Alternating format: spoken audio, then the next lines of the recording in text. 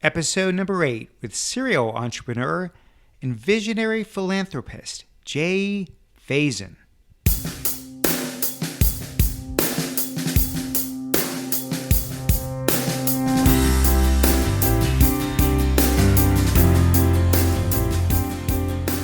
Welcome to The Art of Excellence, a show about people doing extraordinary things in their lives. I'm your host, Glenn Zweig. Thanks for joining me.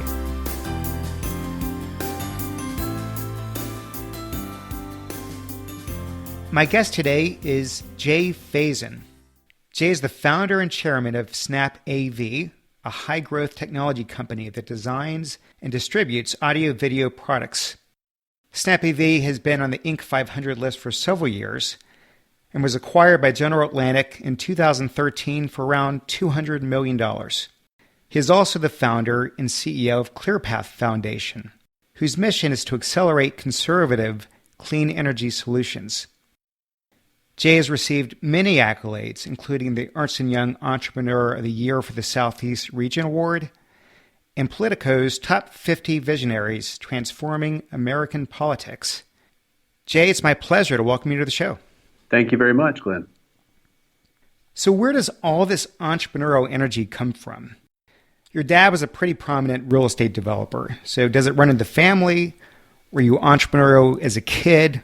Walk us through that. I have ADHD. I just learned it a year ago. I learned it because my son was diagnosed with it. At first the teachers, and then we went and we listened to a psychologist talk about it. And I was sitting there and I realized, wow, I've I've got this, which I'm a slow learner apparently. So, and then I've done some research on it since. I think my dad had it. A lot of entrepreneurs have it. You're always looking for the next new thing. You're probably, you don't sit still very easily. You always think there's a better way. I still got a lot of learning to do about the condition. I wouldn't call it a disease. It can be an advantage. But I think a lot of it's genetic, frankly. I think a lot of it's just sort of the way you're wired. You know, a lot of ADD people are wired to be a little bit more risk tolerant. So that's certainly a piece. And that's maybe the biological component. Yeah. But does that then translate into, ever since you were young, we're thinking about the future and going through school, did you always know that this is the path for me? Whatever it is, it's going to be on my own. And I probably thought I was just going to work for my dad at some point in time. But the older I got and the more interested I got in other things, I decided that I kind of wanted to build something on my own. And that was probably something that clicked in me when in my mid-20s. Okay, so before we get to SnapAV, prior to that venture, you flew off to Portugal and opened several Blockbuster stores. What was that all about, and what happened with that venture? Well, I was either going to take a job on Wall Street. I had an offer at the place I'd worked this summer during business school, or I was going to try something in small business. And I had a guy come to Darden, where I went to business school, and talk about his venture in Portugal. And I was head of the Entrepreneur Club and had lunch. And he said, I'm interested in getting a Blockbuster video franchise. And I said, well, I know a couple people. And he said, well, if you think you could get it, maybe we could talk about having you help develop it here. And so that's kind of how it got started. I just felt the lure of the adventure, to be honest. And I felt like I do think it's important to sort of begin with the end in mind. And I thought that banking wasn't the end, and I was always trying to ladder up experiences and make sure that one led to the other. And that's kind of what happened, where I felt like my experiences built into a set of capabilities that allowed me to grow a business. But what happened with that business out there? Did it work? Did it fail? What did you learn from it? We got caught with some pretty tough dynamics, namely piracy, which really took Blockbuster down in a lot of emerging markets. So we got out with a little bit of our bait, but it was a pretty tough deal. The timing, we had a deal where we would have sold and gotten a decent return, and that deal sort of fell apart, and we held on a bit too long, and the market kind of turned against us. It was an uphill fight all the way. Everything about it was hard, but sometimes that's the best learning experience you can have. So let's talk about the origins of SnapAV. First of all, for clarification, what exactly is SnapAV? I think it's kind of a new model of how to build and sell products. I bought a small audio video company out of Rock Hill, South Carolina when I came back from Portugal. And the idea was to scale home technology for builders. And the supply chain was, for the most part, you go to a distributor, they could deliver. A lot of people go pick up. You have a big fat catalog with a ton of items, not a ton of details around those items. Service levels were not great. Or you go direct to the manufacturer and you have longer lead times, pretty inconsistent supply, a lot of complexity. And meanwhile, a lot of their supply chains for the folks we were buying from had moved to China anyway. So there was clearly a disintermediation sort of play there where you could go straight to China and leverage modern sort of go-to-market strategies. So we kind of modeled after Amazon, trying to be super easy for customers, which were audio video dealers. The difference between us and Amazon, obviously, they're a lot more sophisticated on some of their tools and infrastructure, but we decided to build basically a big content engine around all our products. It made it easy for installers to learn and to do products and install them. So we had a differentiated strategy, a whole new, completely different business model, and frankly, it was just a better way for audio video dealers to buy. And so today SnapAV is a market leader, a lot of because of the way we went to market. But how do you come up with that idea? I mean, had you worked in the AV industry? Were you a customer and had a bad experience? I mean, we were a retail supplier. We were a subcontractor for audio video. And so we ended up competing with the people that were supplying our company. It's possible, surely, and I'm sure a lot of people do build businesses by coming up with great ideas by sitting behind their desk. I'm not one of those people. I really get the ideas when I'm out in the market, in the field, in front of people, asking a lot of questions. That's how the ideas come to me. I think that's true for most entrepreneurs. And clearly, there was some brokenness to our supply chain that yielded an opportunity, and that's how it was. To me, it was fairly obvious. We were being overcharged, underserved, and the delivery model was not great. And I had a guy come back from China who worked for a big electrical company, U.S. electrical company. He was starting a sourcing firm. I gave him 3 or 4 products. I said, "How much do these things cost in China?" And he came back to me, and I said, "Wow, there's got to be a business in this." And so that's where we started. Well, as you know, startups don't usually go from zero to a huge exit like that without some challenges along the way. What were some of your biggest ones? I think some of the biggest challenges were myself. A lot of entrepreneurs are good at doing and not as good at leading. It's fine when you have a small company, you can lead by example. But when you have to start relying on other people to make decisions and you start scaling a company, you have to learn how to take a step back and how to talk about intent versus giving directives, and how to build strategy collectively and collaborate. And fortunately, I had a strong team who pushed back on me when that wasn't the case. And so I learned it the hard way. I learned how to be a strategic leader versus a tactical entrepreneur. And that's a hard step for a lot of, hard charging, get it done now type entrepreneurs. Meaning going from being a micromanager to being more of a delegator. Sort of. I think a better description would be going from tactical to strategic.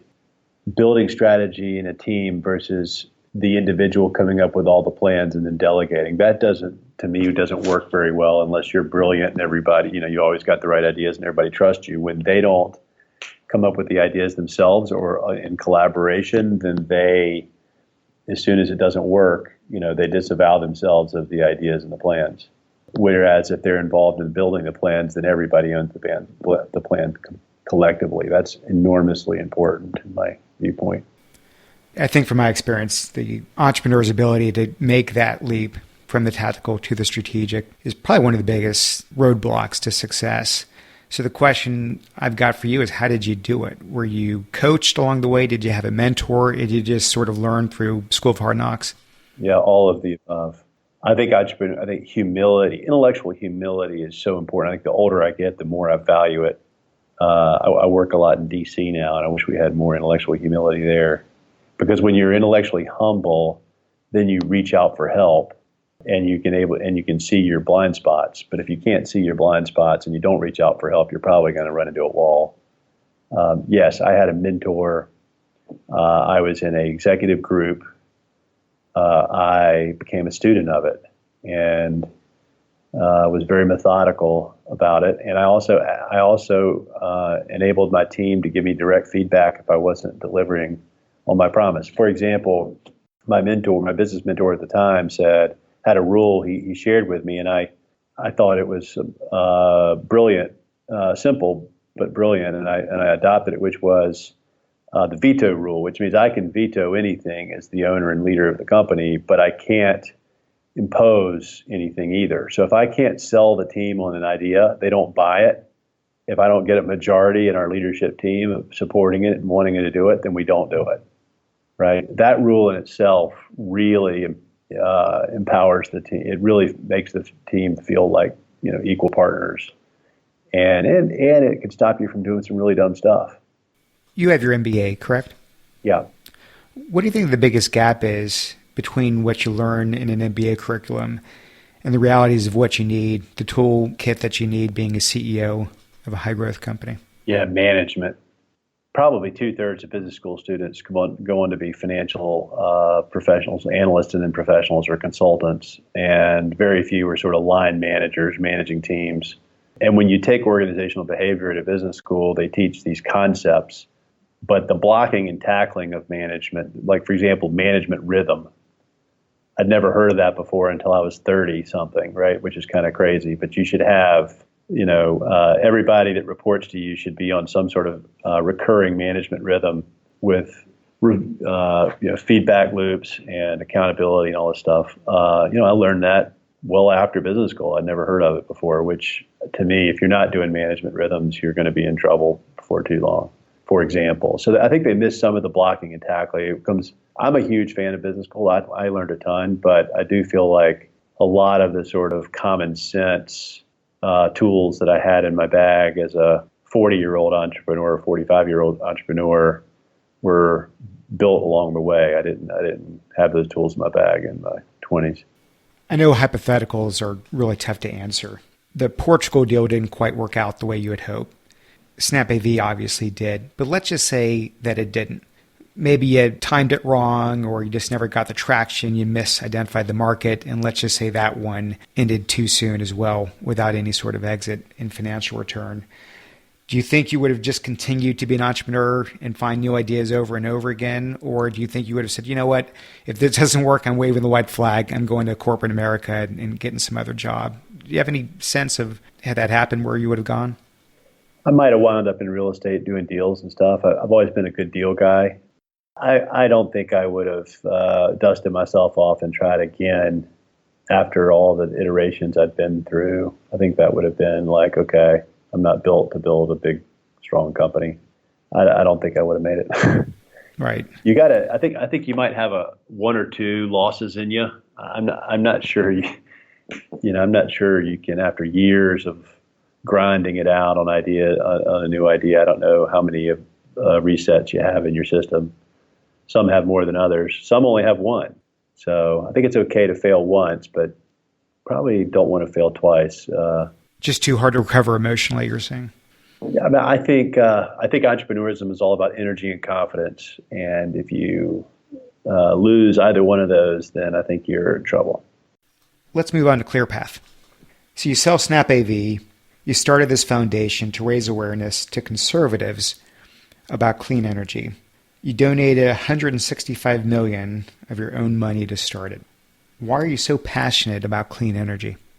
Well, up in D.C., I don't talk about climate change that much because it's fingernails across the chalkboard in the Republican Party. And we don't have to agree on all the details of the science to agree that new energy technology is cheaper, better, and cleaner. So that's sort of our talking point. But I agree with the World Economic Forum in Davos, for example, that would said 2 years running, climate change is the number one risk to our planet. Those are the top 750 world CEOs. Or I'd agree with the president of MIT who said that this is the biggest risk that humanity's ever faced. People that know this stuff, really spend a lot of time in it. 99% are scared. We don't inherit the earth from our parents. I think we borrow it from our children, and that's sort of the premise that I go by. I really don't think it's fair to play with a box of matches with our kids' ability to thrive in the type of people think of the environment, but it's really a lot more than that. It's our infrastructure. It's our ability to produce crops at affordable prices. It's everything, and I just feel like we need to do whatever we can to preserve that for our kids. But you could have written checks to organizations affecting positive change with the environment. You could have sat on some boards.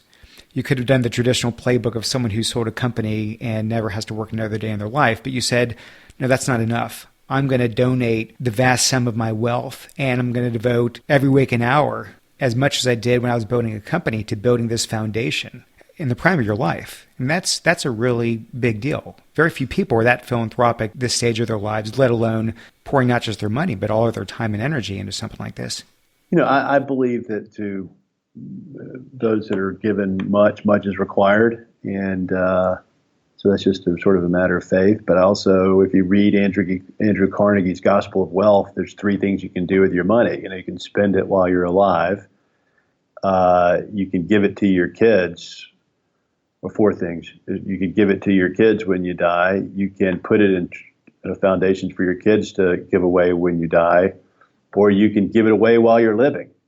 If you actually think about those 4 buckets and what the outcomes are for happiness and health, well-being, for character would be a key one there. Then you're clearly led to the give while living sort of mantra.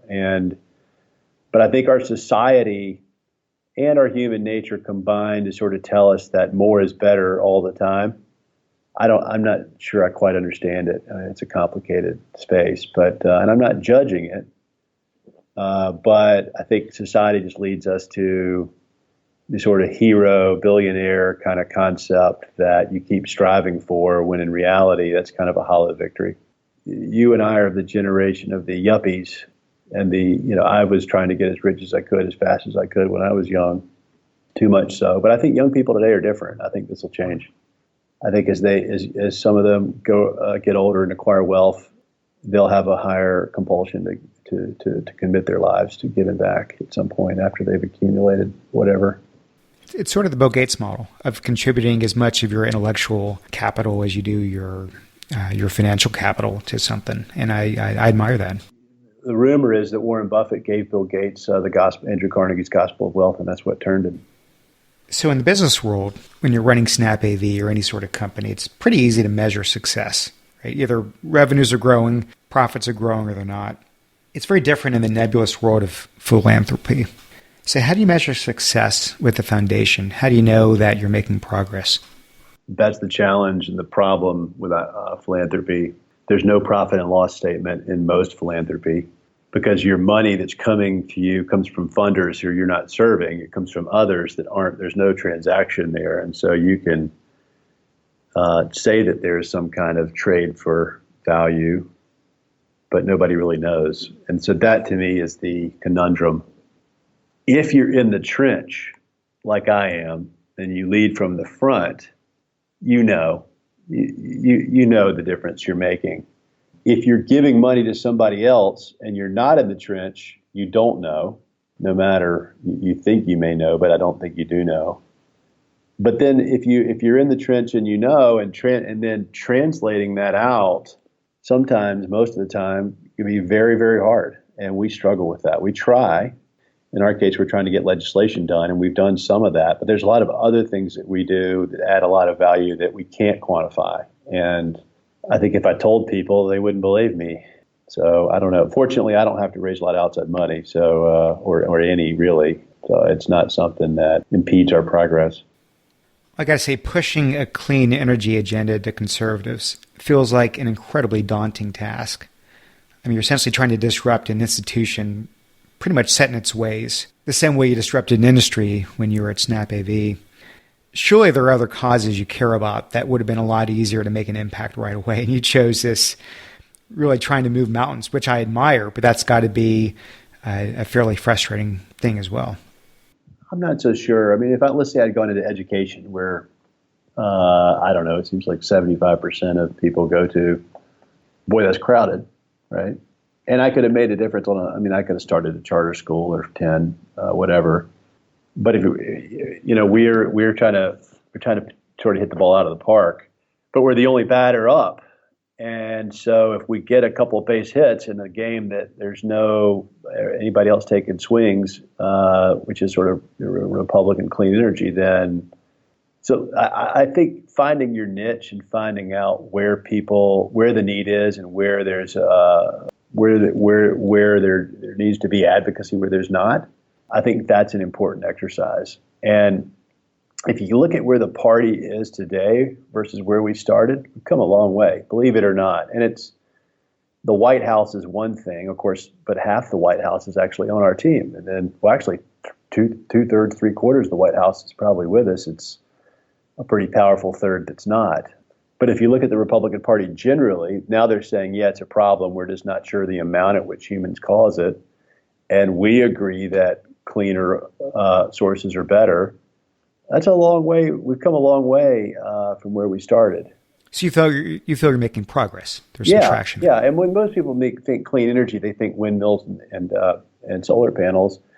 But if you look at what's happening on the nuclear end agenda right now, which is clean energy, by the way, we're doing a lot more. There's more going on, way more going on now than there was under the Obama administration.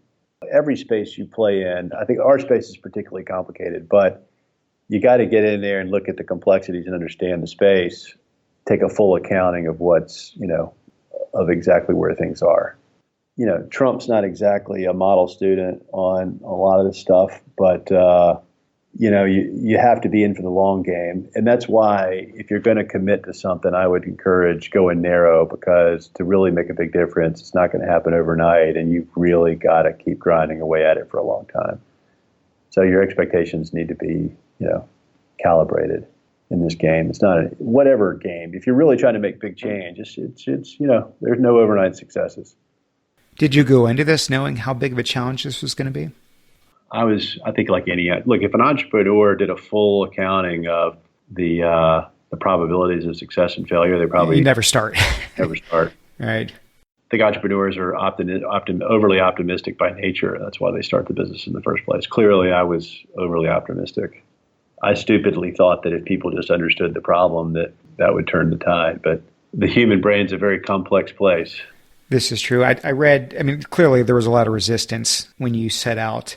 And somewhere along the line, I read that what I would consider a pivot and switch strategies to some degree. Can you sort of walk us through how you started? What was the platform? What was your approach? And how has that evolved today, where you think maybe it's you're getting better success? I had a cardinal sin at my old company, was never market to yourself. And I'd be pretty assertive. If somebody started marketing to themselves, then I would literally interrupt them and say, hey, look, you're marketing to yourself. And I don't really have a lot of interest in that. Everybody does that. Everybody says, oh, I think it should be this way, or I like that, and therefore other people must think like me. Well, they don't.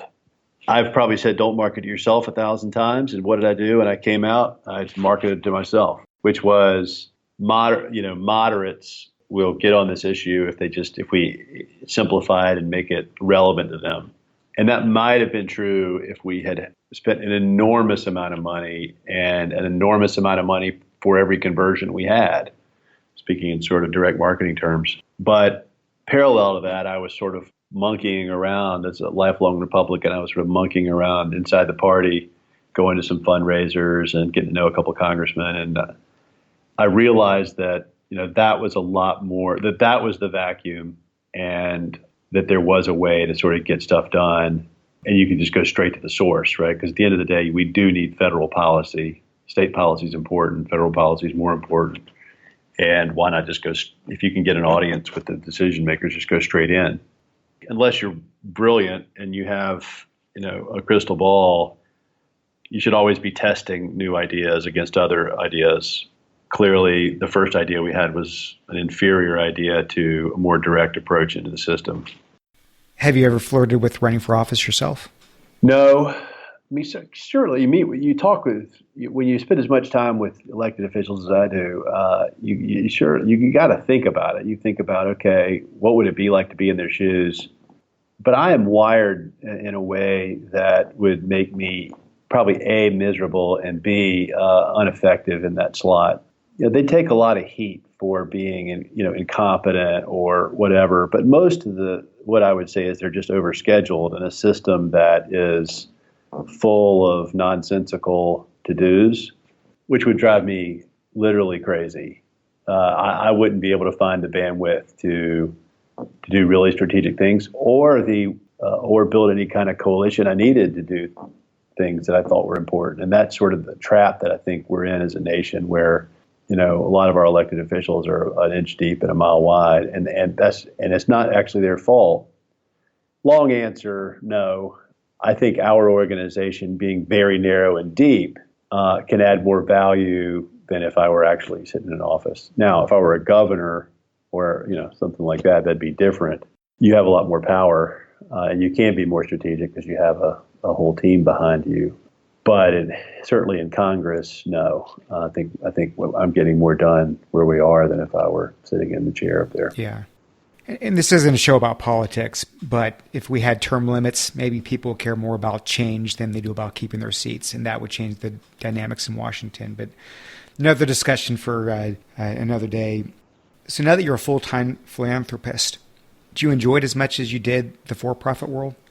Yeah, the answer is yes, I do. And at the end of the day, the tiebreaker for me is that I'm doing it for the right reasons, I think. I think when you're committed to something that is truly good, and it's not just a tagline of we're making the world better through more, better products and blah, blah, blah.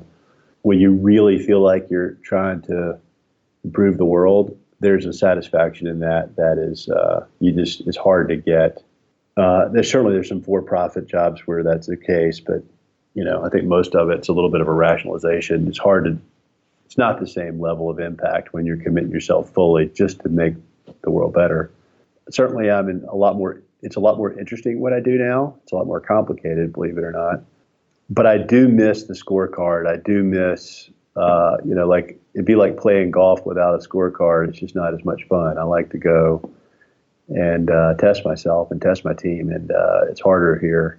You're not putting consistent points on the board as you are in business, and so it's a trade-off. But I wouldn't go back. No, I'm very happy where I am. Let's talk about life outside of work. What do you like to do when you're away from the office?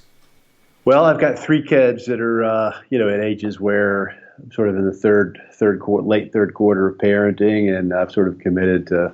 I tell you, starting this thing was like starting a business, and I don't think I got an A+ as a dad. So sort of starting in October of last year, I decided that I was going to pull back and be a little more balanced. And so I think I've delivered on that. And that's my first priority outside of work. My golf game is not as good as it used to be. The older I get, the more I just like sitting around reading a book. But I have I have plenty of opportunities to have fun. Do you work out every day? It might be weird for somebody to be so open about the way their brain works as I was at the open of the show. But I think knowing yourself is just so important. And turns out that exercise is like the best cure for ADD. And I didn't know why I was doing it. I just knew I was so much more clear-headed. And so I've worked out every day for years just to be as clear as I could be. And then I realized that my brain's wired that way in a way that others isn't. But yes, that's what really prompted me to create a habit of working out every day, which I do. Mean that you feel that it makes a difference in how you lead your day once you're at the office? I know it does. I think it's even clinically proven. But yeah, I'm just a lot more clear, focused, calm after a rigorous workout in the morning, which is what I do. But I think that's true for anybody, but I think it's especially true for people that have, I'm not an extreme case, but I noticed it a long time ago. When I got married, my wife used to drag me to the pool, which took a lot. And then I realized I just saw my productivity jump way up. And I said, well, heck, this is a good trade. And so I just kept doing it. So Jay, a lot of people out there would love to be an entrepreneur, but either they don't have that brilliant idea, or maybe they've got a great idea, but they're not willing to risk it all. I want to talk about both of these scenarios. So what advice do you give someone who's willing to take the risk? They'll take the plunge. They just can't come up with that idea. And I think you mentioned earlier that you're not necessarily the one that always generates, you're not the idea machine yourself. So how do you advise them to move forward on that path? Establish a friendship with a business broker and just, buy them lunch every month and talk about all the different businesses that are coming through. Be curious as heck. There's a guy named Ted Weschler who's working for Warren Buffett. He might take over at some point. But I just was always, every time I invested some money with him, he's a hedge fund manager, and every time he knew what I was doing, and he would just drill down. Of course, everybody likes talking about their own thing, and here's this guy who's managing $1 billion, and he's wearing me out on audio video installations and exactly how it worked and stuff. And I was just fascinated by that. But I think that's why he was so successful, is because he was so curious. So I think you need to foster a lot of curiosity, but I think you need to put yourself, at the intersection of a couple of, at the intersection of different commerce, because sitting in your office trying to come up with an idea, I think is not a great idea. So instead of building something, find a company that's already there, buy it, and then let the entrepreneurial path be figuring out how to grow it and scale it and that sort of thing. No, not necessarily. When I came back to Portugal, I parked myself at a friend's venture capital office, and I offered to work for free. Worked for free for 6 months. Saw a lot of stuff. With my intent was to buy a small business, but that's why I worked there. Wouldn't take no for an answer to work there. So that was my play. A lot of people go to work in the industry. They think they want to start a business. I think that's a good idea.